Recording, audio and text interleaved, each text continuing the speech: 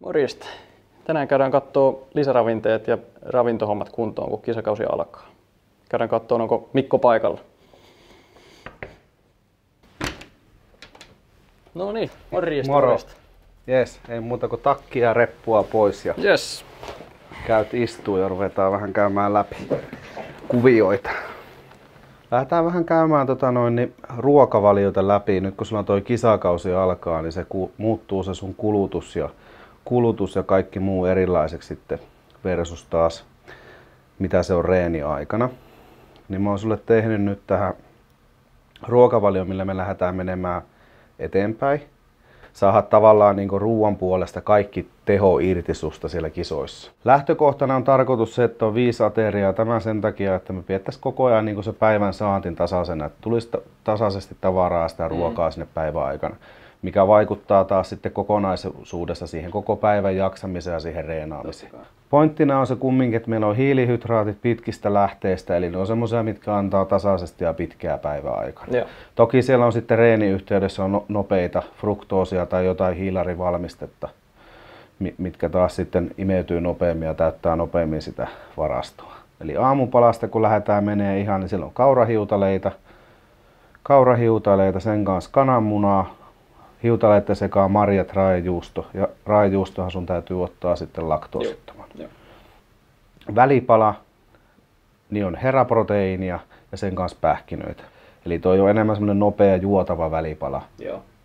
Pähkinät suuhun ja pari purasua ja sitten se on homma siinä. Lounaissa päivällinen sulla on aika lailla vastaavat tällä hetkellä, eli ne ei käytännössä muutu.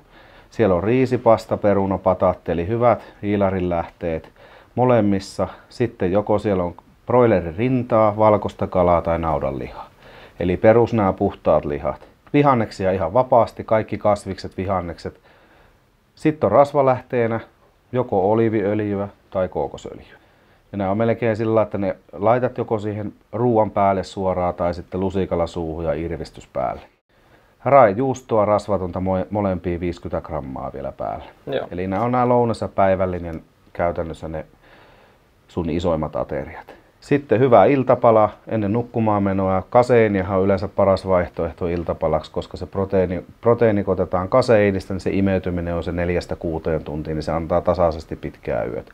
Sinne rasvalähteenä sitten lesitiini, rasvahappovalmiste, eli soijalesitiini, hyviä rasvalähteitä, mehukeittoa taas marjat ja 2 kappaletta omegaa. Sitten kun lähdetään miettimään, että mitä harjoituksia sulla on minäkin päivänä. Latausjuoma, sulla on se hot bloodi, missä on kofeiinia ja piristäviä aineita, plus sitten siellä on se beta-alane, niin mikä taas puskuroi sitä maitohappoa, nostaa sitä maitohapon sietokykyä korkeammaksi just treeni-aikana, ettei mene paikat hapoille niin nopeasti. Sehän on käytännössä sen tarkoitus. Ja kofeiini tekee sen, että se lisää keskittymiskykyä ja piristää tavallaan sitä, pystyy paremmin siihen suoritukseen keskittymään. Puoli tuntia ennen noi latausjuoma ottaa ja ennen saliharjoitusta otat se hot bloodi, se annoskoo, mikä siinä purkissa on.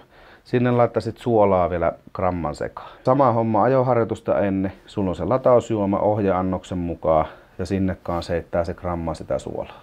Salijuomana, silloin kun sä teet salitreenin salilla, niin otetaan niitä aminohappoja, eli toi PCA, haaraketjuiset aminohapot on hyvä. Sitten on palautusjuomat, eli heti reenin jälkeen, saliharjoituksen jälkeen biotekkiä, syöt 1 banaanin. Ajoharjoituksen jälkeen sama homma, otat siellä sen proteiini ja heti syöt 1 banaanin. Sitten kun sulla tulee niitä joko pitempiä niitä juttuja tai sitten ne kisat, niin siellä otetaan sitten lisänä ihan sinne kisan välissä juomaksi niin sillä tavalla, että siellä olisi hiilarivalmistetta 20 grammaa sekä aminohappoja ja suolaa 2 grammaa 0,7 desiin vettä tekee.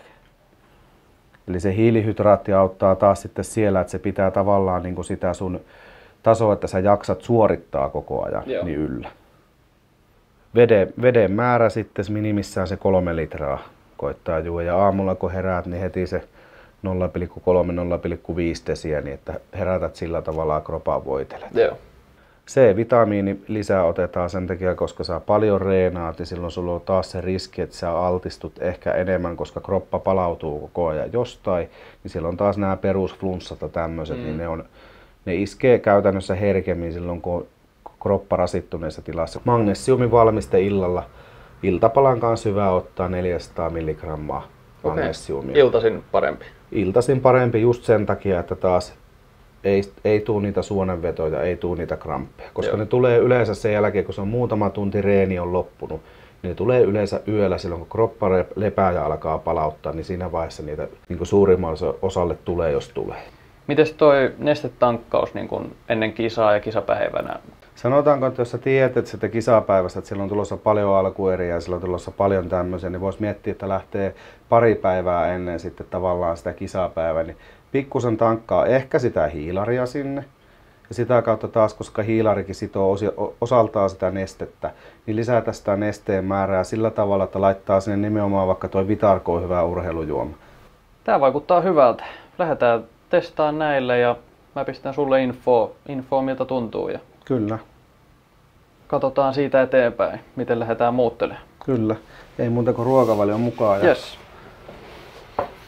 homma on tässä. Noniin, No niin, kiitoksia. tsemppiä.